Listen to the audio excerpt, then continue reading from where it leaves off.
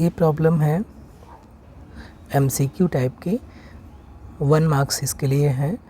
और यहाँ पर 2 फंक्शन दिए हैं, बहुत बेसिक है, आप इजी टू मीडियम लेवल कह सकते हैं इसको। यहाँ पर 2 फंक्शन दिए हुए हैं f और g, जो कि डिफाइंड है इस तरीके से, बहुत ही स्पेशल तरीके से डिफाइंड है f और g। Then which one of the following is true। MCQ type है, एक ही ऑप्शन करेक्ट होगा। हमें चेक करना है कि f और g में से कौन सा डिफरेंशिएबल है एट ओरिजिन, यानी x इक्वल टू 0 पर कौन सा फंक्शन डिफरेंशिएबल है। क्या दोनों डिफरेंशिएबल है, या f डिफरेंशिएबल है, g डिफरेंशिएबल नहीं है, या दोनों डिफरेंशिएबल नहीं है। तो अगर आपको बेसिक इन्फॉर्मेशन है तो आप गेस कर सकते हैं कि जो फंक्शन gx होगा वो डिफरेंशिएबल नहीं होगा ओरिजिन पे। हर जगह डिफरेंशिएबल है, differentiable everywhere except at x equal to 0। In fact अगर आपको याद हो तो x to the power p times cos 1 by x, ये अगर p greater than equal to 1 है तो ये डिफरेंशिएबल होता है, और अगर p इक्वल टू 1 हो गया या लेस दैन 1 हो गया तो उस केस में ये डिफरेंशिएबल नहीं होता है। चाहे ये cos x यहाँ पर रखें, चाहे यहाँ पर sin x रखें, तो ये जो सेकेंड टर्म है इसकी वजह से जो gx है वो डिफरेंशिएबल नहीं हो पाएगा।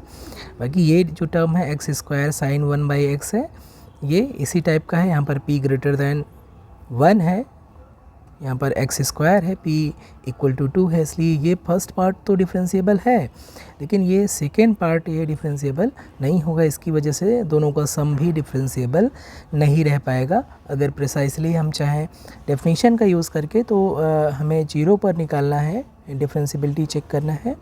तो देखिए, लिमिट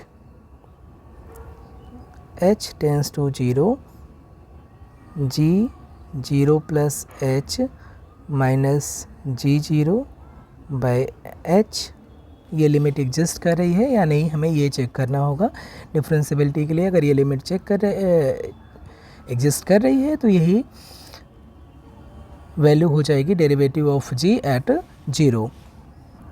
तो देखिए ये कितना हो जाएगा बाय डेफिनेशन, ये हो जाएगा लिमिट h टेंस टू 0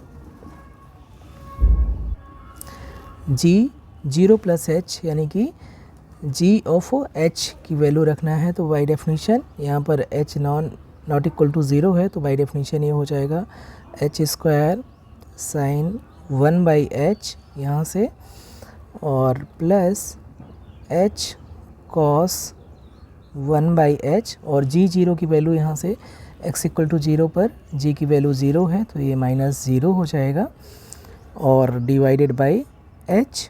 अब h यहाँ से h कॉमन लेके एक पावर कैंसिल कर सकते हैं। तो देखिए क्या हो जाएगा, जब लिमिट हम लेंगे तो ये h टेंस टू 0 पर ये यहाँ पर फर्स्ट टर्म यहाँ पर पावर एक h है, इसकी वजह से ये टर्म, तो चूँकि साइन फंक्शन हमेशा बाउंडेड रहता है तो इसकी वैल्यू क्या रहेगी, -1 से +1 के बीच में रहेगी। और ये जो फर्स्ट टर्म है वो h है जो 0 की तरफ अप्रोच कर रहा है, तो जो फर्स्ट टर्म है वो तो 0 हो जाएगा, जो लेकिन सेकेंड टर्म है उसकी वैल्यू एग्जिस्ट नहीं करेगी, उसकी लिमिट एग्जिस्ट नहीं करेगी। h टेंस टू 0 पर cos 1 बाई h की लिमिट एग्जिस्ट नहीं करती है, इसकी वजह से ये जो ओवरऑल लिमिट है ये एग्जिस्ट नहीं करेगी, और जो फंक्शन g है 0 पर डिफरेंशिएबल नहीं रह पाएगा।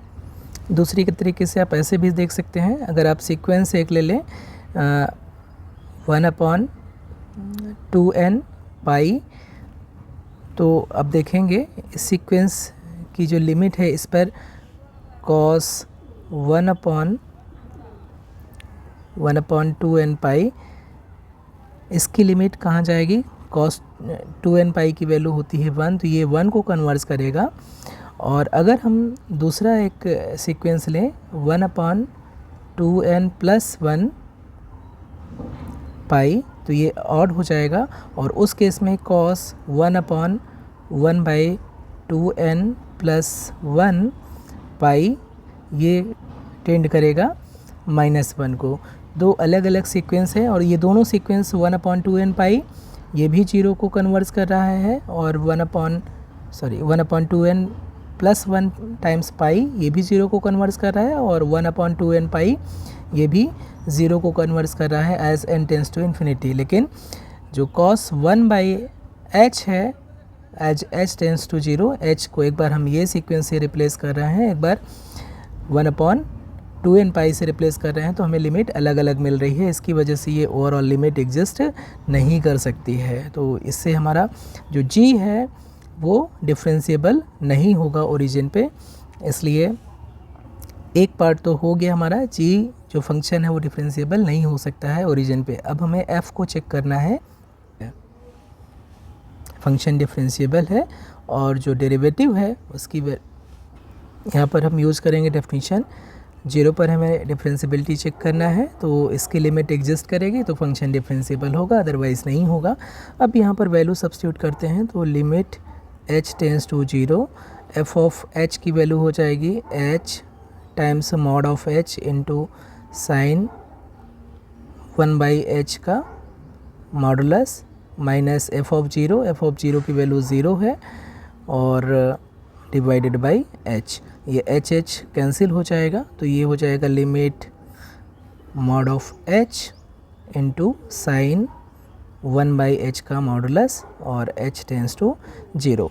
तो देखिए अगर ये जो सेकेंड टर्म है ये बाउंडेड है और जो फर्स्ट टर्म है यहाँ पर इसकी लिमिट h टेंस टू 0 पर 0 होगी, इसलिए दोनों का जो प्रोडक्ट है उसकी लिमिट एग्जिस्ट करेगी और ये लिमिट कितना हो जाएगी, 0 हो जाएगी। तो जो फंक्शन है डिफरेंशिएबल हो जाएगा और डेरिवेटिव की वैल्यू कितनी हो जाएगी, 0 के बराबर हो जाएगी। इसलिए हमारा फर्स्ट ऑप्शन करेक्ट हो जाएगा। MCQ टाइप का क्वेश्चन था, एक ही ऑप्शन करेक्ट होगा। f यहाँ पर डिफरेंशिएबल हो जाएगा 0 पर, लेकिन g डिफरेंशिएबल नहीं होगा 0 पर।